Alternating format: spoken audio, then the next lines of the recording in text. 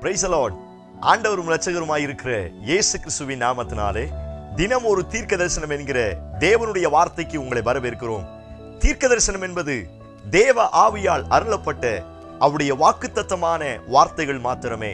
இந்த நாளுக்குரிய தீர்க்க தரிசனமான வார்த்தைகளை வாசித்து நாம் ஜெபிக்கலாம். சங்கீதம் 25வது சங்கீதம் 13வது வசனத்தை வாசிக்கிறேன். அவன் ஆத்துமா நன்மையில் தங்கும், அவன் சந்ததி பூமியை சுதந்தரித்துக் கொள்ளும் என்று ஆண்டவர் வாக்குத்தத்தம் பண்ணுகிறார். இந்த நாளுக்கு தேவன் கொடுக்கிற தீர்க்க தரிசனமான ரேமா வார்த்தை, அவனுடைய ஆத்துமா நன்மையில் தங்கும் என்று ஆண்டவர் வாக்குத்தத்தம் பண்ணுகிறார்.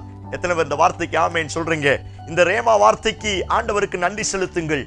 உன் ஆத்துமாவை ஆண்டவர் நன்மையில் தங்க வைப்பேன் என்று ஆண்டவர் வாக்குத்தத்தம் பண்ணுகிறார்.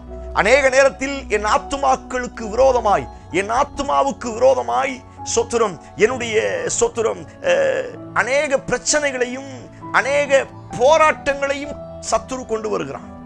தாவீது சொல்லுகிறான், என் ஆத்துமாவே நீ ஏன் எனக்குள் கலங்குகிறாய், ஏன் எனக்குள் தியங்குகிறாய்? இந்த ரெண்டு வார்த்தையை நீங்கள் சரியாக கவனித்துக் கொள்ளுங்கள்.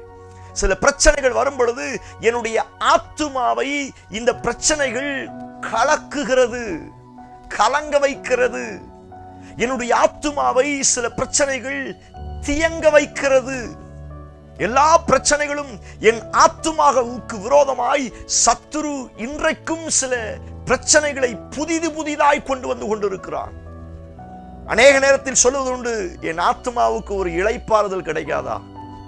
என் ஆத்துமா ஸ்தோத்திரம் ஒரு தீமையை மாத்திரமே பார்த்து கொண்டு இருக்கிறதே. ஒருவேளை அப்படிப்பட்ட நிலைமையில் இந்த சத்தத்தை கேட்கிறீங்கன்னா, உங்களை பார்த்து தான் ஆண்டவர் இந்த வார்த்தையை தீர்க்க தரிசனமாய் சொல்லுகிறார். உன்னுடைய ஆத்துமா நன்மையில் தங்கும் என்று கர்த்தர் வாக்குத்தத்தம் பண்ணுகிறார்.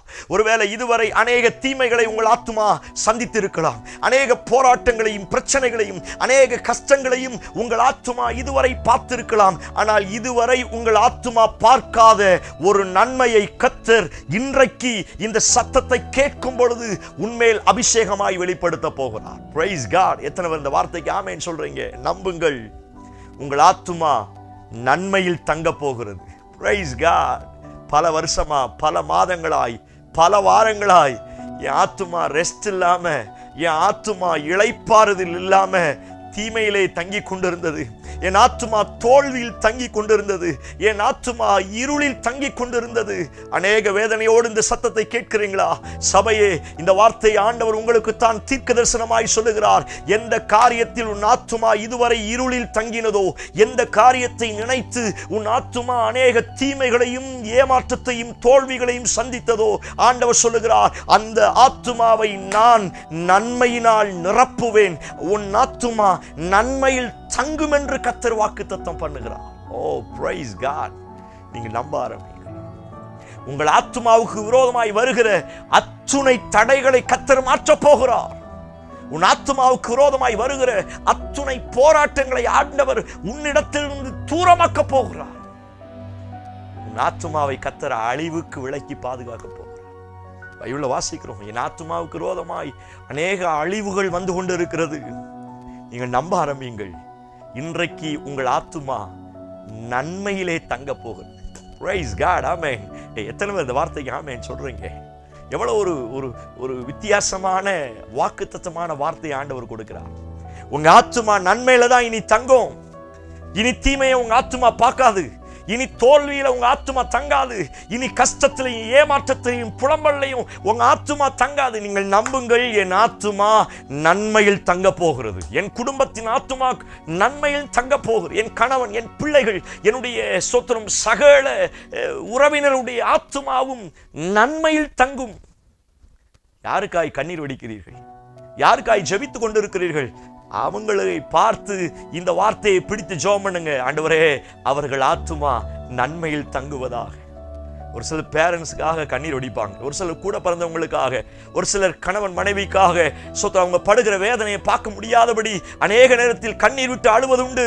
ஒருவேளை அப்படிப்பட்டவர்களுக்கு நீங்கள் இப்படி ஜெபியுங்கள். ஆண்டவரே, அவருடைய ஆத்துமா நன்மையில் தங்கட்டும். ஆண்டவரே, போதாண்டவரே, அவர்கள் அனுபவித்த பாடுகள் போதும், அவர்கள் அனுபவித்த பிரச்சனைகள் போதும், அவர்கள் ஆத்துமா நன்மையில் தங்கட்டும். ஓ பிரைஸ் காட். அப்பா வாக்குத்தத்தம் பண்ணுகிறார். இதுவரை எப்படின்னு தெரியாது, இனி வருகிற நாட்களில் உங்கள் ஆத்துமா நன்மையில் தங்க போகிறது. ஓ பிரைஸ் காட், ஹல்லேலூயா. எத்தனை அந்த வார்த்தைக்கு ஆமென் சொல்றீங்க?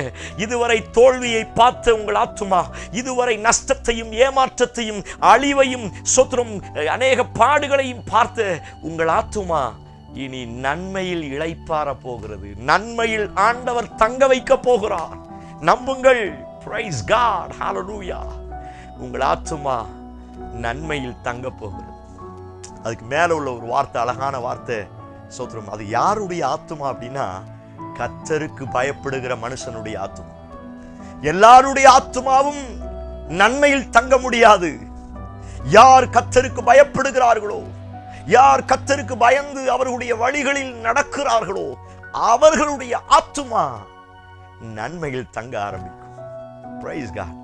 ஆண்டவருக்கு பயப்படுங்கள். கர்த்தருக்கு பயப்படுதலே ஞானத்தின் ஆரம்பம் என்று வேதத்தில் வாசிக்க முடியும். கர்த்தருக்கு பயந்தவர்களை சூழ பாளையம் இறங்கி அவர் பாதுகாக்கிறார் என்று வேதத்தில் வாசிக்க முடியும். சபையே, தேவப்பிள்ளையே, அவருக்கு பயப்பட ஆரம்பியுங்கள். அவருக்கு நீங்கள் பயப்பட பயப்பட உங்கள் ஆத்துமா தீமையில் அல்ல நன்மையில் தங்கும் என்று கர்த்தர் வாக்குத்தத்தம் பண்ணுகிறார்.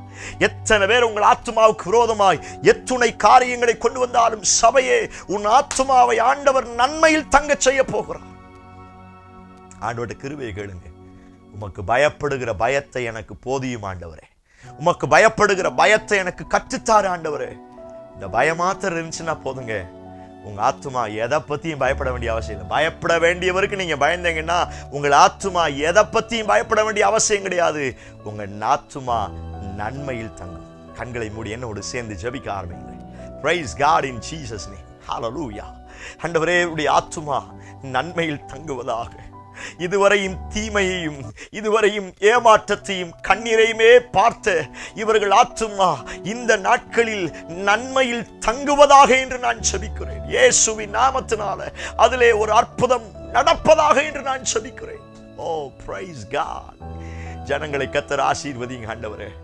அந்த கர்த்தருக்கு பயப்படுகிற பயத்தை அவர்களுக்கு கொடுத்து அவர்கள் ஆத்துமா நன்மையினால் நிரப்பப்பட கர்த்தர் உதவி செய்யும். அவர்கள் நன்மையிலே தங்குவார்களா?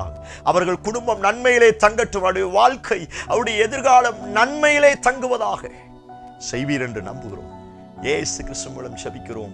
ஜெபம் கேளும் நல்ல பிதாவே. Amen, amen. Praise the Lord. உங்கள் ஆத்துமா நன்மையிலே தங்க போகிறது. நம்பிக்கையோடு இந்த நாளை துவங்குங்கள். இந்த செய்தி உங்களுக்கு ஆசீர்வாதமாக இருந்துச்சுன்னா, ஆத்துமாவில் யாரெல்லாம் கஷ்டத்தோடு இருக்கிறாங்களோ தயவு செய்து அவங்களுக்கெல்லாம் ஷேர் பண்ணுங்க. இந்த வார்த்தையை அனுப்பி அவர்களையும் கர்த்தர் சுகமாக்க போகிறார். ஆமென். Praise the Lord.